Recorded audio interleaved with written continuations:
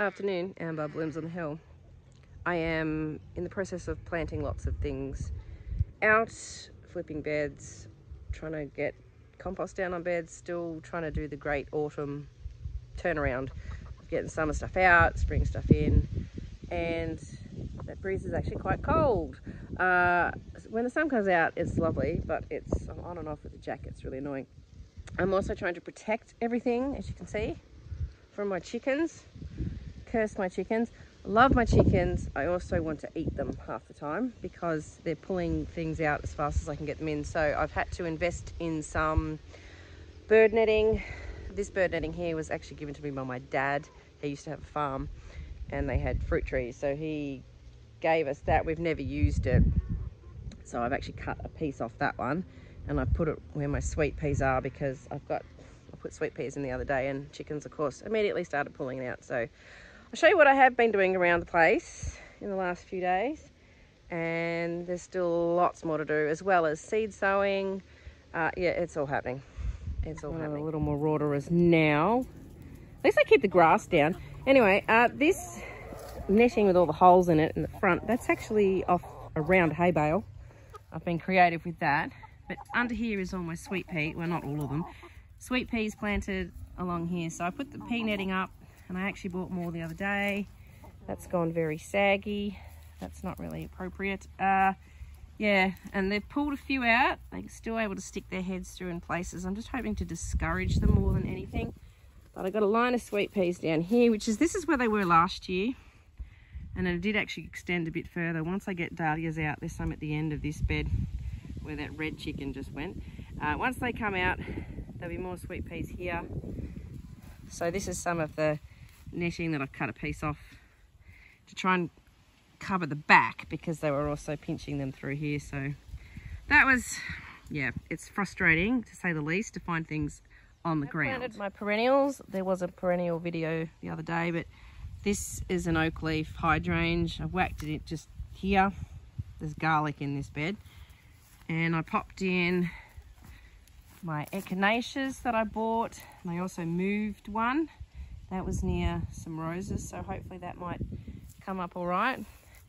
And over here, I put my lupins. I bought a lupin plant, and I actually managed to split it into 3, so hopefully it doesn't die on me. But I might give that another bit of a water. And there was one I moved as well and split it into 2, so we'll see what that does. My Sanguisorba I also managed to split. That's actually looking all right. Probably a little bit better than this lupin is. I didn't split this guy, this campanula. Probably could have. And this limonium, well, I can't split that. That's what it is. Now the status under here that I planted out a few weeks ago, so of course getting covered, and I have put some nigella out too. So under here there's some little bits of nigella. Normally this just self-seeds for me everywhere. Last season, or this season, just finished. I didn't have any really, because my husband was very good at weeding out in the front, and all my nigella got pulled out. But I started some in trays, which is weird for me. I've never done that. And I've actually scattered a bunch of seeds here too. So hopefully we get a lot of nigella, because I wouldn't mind some blue. Bride in November is having pastel colours, but also pastel blue. Another perennials that I planted was this penstemon I bought, this little white one. And then I shifted these 3. This, I think this is a blackbird one, this one. It's got this colour flower. It's really pretty. Never cut off this. This was in a weird spot. It was next to my roses and it was all overgrown, so hence it's grown funny. But it got really big. This was only a very tiny weeny little seedling that I got online, along with this red one here and this other white one. So I've actually put some stakes in. And it does say, I think the penstemons, you should cut them back a bit in autumn. So I'll do a bit more research on those and probably give them a bit of a haircut, and hopefully they might grow up the right way next season. They might be a bit close, but anyway, they're there for the moment. And that'll be a bit of a perennial area as well. They don't mind a bit of shade, so they cop that afternoon shade from this lemon tree. so they're going to be okay there. I've also got some Larkspur. I bought these yesterday. I have bought these before, just from the hardware. So I've got 3 punnets and there's a handful of plants in each one. I might put some of them here. I put these in the very first season I was flower farming. I used this and actually bought the seedlings like this because I didn't have any luck germinating them. So I thought I'm going to do the same again. They're not the greatest colours, they're not the exciting colours, but I do like Larkspur in spring bouquets. So if my seeds don't germinate, then at least I have some. I have bought the smoky eyes and the misty lavender, so they're currently in the freezer. And hopefully, but anyway, these can just go, well, some here and some wherever else. Still got a few things left in this bed, like this cosmos, for example. It's just the last one, but still got some buds. So I think I might have to make up a bouquet for my husband tomorrow to take to someone that he's working with. They're not going to open up in time, but there's a handful of things left. There's some chrysanthemums over there. I've got some dahlias that I've picked because I'm just cutting the last of them. So just a quick dahlia update. Most are cut down, but there's the odd one where there's a flower here and there that I'm just letting them flower just so that I can enjoy them. See, here comes another one. And as the stems are cut down, then I'll just cut the bush down. There's a few more red ones here. It's no great. I'm not in a huge hurry to get them out of the ground really at this point. There's still some kataras here. But the ones in the paddock, I think there's like maybe 2-3 plants over there that are still flowering. Ignore the white ones. You probably can't see them behind this lawnmower. There's a row of joy burketts, so they just sort of stay there. There's some dahlias everywhere. The other thing I've done, this amaranth that I had, this hot chili amaranth that I had for this season, this one is lasting remarkably well. I pulled out a lot of it here because it died. I've got some string up to remind myself not to walk on this section because there's all these little baby amaranths. You can see all the little, they're everywhere. Just everywhere. There's a whole heap of them here, little red patches. So they might as well just do their thing as long as the chickens don't come in here and scratch them all up. But they might as well just be left to come up because that's just plants that I haven't had to work for. Dahlia here I've left lots of long stems and buds, and that's Corabelle astrid. So some of these were late planted ones, as well as these ones here. Penhill watermelon has still got more buds coming, so I might as well just enjoy them, bring them in the house. I've also got to go around and cut all the, this is a weird seed head, that hasn't really worked. There's seed heads that I tied weeks and weeks and weeks ago that I need to go around and cut them all and put them somewhere safe. Hopefully I'll get seeds. Right, I'm going to put these Larkspur in. I'm going to have a bit of an experiment this next season with the types of beds that I'm going to have. So I've got compost put on this one. I have beds where I've mixed the compost in. So I did that with where the sweet peas are. And then I actually added a little bit more compost to it before I planted the sweet peas into it. So we'll see what happens with that over there. These have just got compost put on top, and I'm also going to do some no-dig beds over where all my dahlias are, just over here in my flower patch. So that's actually quite a nice big rectangle area. It's quite weedy. Once the dahlias get up, I stop weeding. Once they're up, you know, high enough and they're not going to get completely covered by weeds, then I just stop it because it's a painful thing to do, weeding. So I'm probably going to run through and spray the weeds, I'd say, but you don't really need to. So if you're doing the no dig, you can just cover everything up and let the weeds die underneath. So I could get a big, I've got a nice big tarp that I could lay out there and let the weeds die, but you actually don't even need to do that either. So if you're unfamiliar with no dig, it basically means just you get some cardboard and then you just lay it out on the area that you want your garden bed to be. You can do it on grass, directly on the grass if you want to, without even worrying about killing the weeds beforehand. And then you just put your compost on top of the cardboard. So you'll need to have a thick enough layer of cardboard so that the weeds don't get through. But eventually the cardboard will rot down, so it's sort of a sustainable way of gardening as well. And the roots of the plants will get through to the soil, so they'll go through that compost, through the cardboard when it breaks down and into the soil. So that's, I think, one thing I'm going to try, see how it goes. One thing, finding enough cardboard for me is going to be a tricky thing. I did say to my husband, drink a lot of beer, buy a lot of slabs. So he didn't disagree with that. So, but lots of people have got cardboard.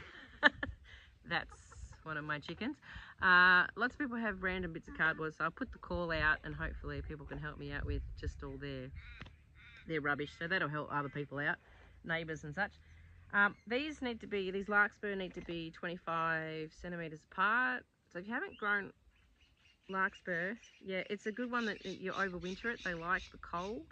The seeds also like to be put in the freezer beforehand. So this is a bit of a cheats. It is a little bit. I feel like I'm cheating. But I do know lots of flower farmers also buy their plugs. I start everything from seed, except for these. But to be honest, a handful of these is kind of helpful. And it's nice to actually have a seedling that just goes straight in the ground. Starting things from seeds, it can be a little bit stressful and it is very time consuming.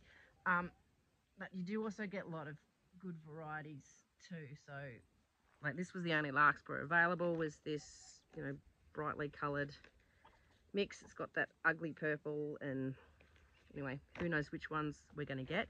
But you do get the better varieties, but these are still good. These are fine. And that sun is warm. It's out again. Right, underneath this bridal veil, still got my cosmos under there, which is all bending. I did want to hopefully get some flowers off now, but they're all going to be bent now. There's, you can't even see it. I put the Larkspur in, and there's Godetia I put out under here. I've got a little bit more to put out, and then I'm going to plant. No, don't eat the coriander. See, this is the problem. Bloody chickens. I would not advise chickens and flowers together. They are keeping the grass down. They are keeping the slugs and snails at bay, but they are also ripping out all my seedlings. So this is just an extra thing I now have to do, and an extra expense in buying that. And my setup is obviously not proper, so it's just actually frustrating me more than anything. But yeah, I've got to put this Godetia out. Now I'm trying to get these autumn hardy annuals out as soon as possible, really, because we're going to be running out of warm weather. To explain, hardy annual, something that will survive over the winter. And the point is of putting it in autumn is that you sow it late summer or start of autumn, and then they germinate and they grow, and then you plant the seedlings out in autumn while the soil is still warm enough for them to really take a good hold and have form really good roots. And then what will happen through winter is that they won't appear to be growing that much, but they will be developing the roots. So when spring comes, they really take off, and then you can get some earlier flowers and also stronger plants, longer stems on your flowers, that kind of thing. So it's really, really important that I get these things out, because it's such a busy time. You're still trying to harvest, you're trying to sow seeds, you're trying to plant things out now. I'm trying to battle chickens. So it's quite stressful, but super, super busy. And I'm really running out of time. We've still got, like, I'm in shirt now. When the sun comes out, it's warm, but we're having cold nights. We've got the fire going at night. Sometimes we've had the fire going through the day in the last couple of weeks. So we're on the cusp of it really turning, and it's a race against time at the moment. So, and then, yeah, so I've still got stuff in. So too much to do, and having the chooks, there's going to be murder committed. I don't know what you call it when you massacre chickens, but it could happen. All right, coriander's in. I don't love coriander, really. My husband hates it. He keeps threatening to pee on it. He calls it the devil's herb. We don't eat this. I let it go, I let it bolt, and it gets a little flower on it, and it is good as a foliage and filler.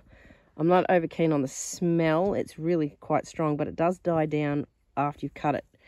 It's really strong when you first cut it, but it does die back a bit.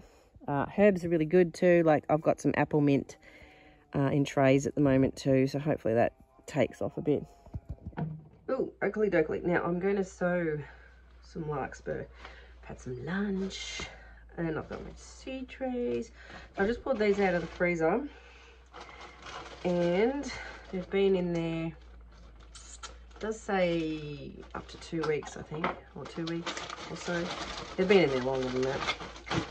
Because I have been waiting for the weather to get cool enough. So the germination, it does say that the soil needs to be 13 degrees or lower, 13 degrees Celsius. So I have Imperial White King, Imperial Salmon Spire. Oh, they're chilly. I've got Smoky Eyes and I've got Misty Lavender. It says not for human consumption. I don't know why you'd want to eat seeds, but got to put the warning on it, I guess. So there you go. Doesn't have a sowing depth on here, so I will look that up. And that is important to take a note of. You don't just whack them all in the same when it comes to seeds. Some things need light to germinate. Some things need darkness, like phlox. So I will look up now what larkspur need. I can't remember. Oh, okay. Sorry about that. Ooh. I've just looked it up. 6 millimeters they need in the ground. They like to be direct sown, but I'm putting them in trays because I don't trust my direct sowing success. But they also need darkness. Okay, so I actually did trigger the memory listening to a podcast, and someone was saying that I think it might have been someone in America, but put their no, it was a POM, putting their larkspur in the dark, so literally putting the trays somewhere dark. So I remember that it did occur to me that maybe I should put my larkspur trays in my larder, which is basically not really an indoor area. It's behind our front door, fake front door, that's sort of quite cold in there. So I might put the trays in there so they will actually be sitting in the dark, and as soon as they break through the soil, then I'll pull them out. So that might be what we're going to do. So 6 mil, I don't know what the seeds are like, I can't remember. I'm thinking that they might be pretty small. Then who knows? They sound small. They'll probably go everywhere when I open this up. What are they like? Oh no, they're fairly, oh yeah, they're fairly easy to handle. Oops, we don't want to lose any. Bugger. So there you go. So we're just going to sow some of these, put them 6 mil, and then, yeah, let's try this where we put them in the larder or in another dark area. Oh, don't fall off my hand. Or you could cover them up. Okay, cover them with some sort of a lid, which that might be an option too. But I do need them to stay at or below 13 degrees, so somewhere cool. So best not to go into my greenhouse yet, because it's, I have put some seeds out there today for the first time, because I'm noticing that things out here, it's starting to get a little cooler. So I'm sort of moving things around now because I've noticed some trays of stuff are not germinating. So anyway, right, I've sown my larkspur and I've actually not put it in the larder. I've put it under seeds, under boxes. There's under this lid, there's a tray. Under this box, there's 2 trays. We'll give that a go, but they're outside where it's cooler. It's heading towards 4 o'clock and seed sowing is very monotonous and takes forever. So I'm going to give myself a break from that. I'm going to go check my cows and the calves, and there's a few more left to calve, but I'm not too sure how close they are. Anyway, so I'm going to go check them. So hope you learned something about larkspur, about guarding stuff from chickens. Catch you next time. See ya. Hey, Roxy.